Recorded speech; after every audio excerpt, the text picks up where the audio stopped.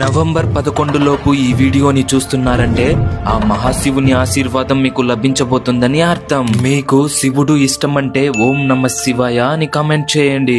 November 11న వచ్చే రాత్రి 11:11 time సాధారణ గడియ కాదు, ఇది శివునికి సంబంధించిన సమయం. ఈ సమయంలో శివుడు ఏ విధమైన పనులు చేపట్టకుండా ధ్యానంలో మునిగి ఉంటారంట. మీరేం చెయ్యాలంటే నవంబర్ 11న సరిగ్గా రాత్రి 11 గంటలకి ఒక చోట కూర్చొని ఓం నమ శివాయ అని జపిస్తూ కరెక్ట్ గా 11:11 అప్పుడు మీ ఆశను శివుని దగ్గర చెప్పాలి.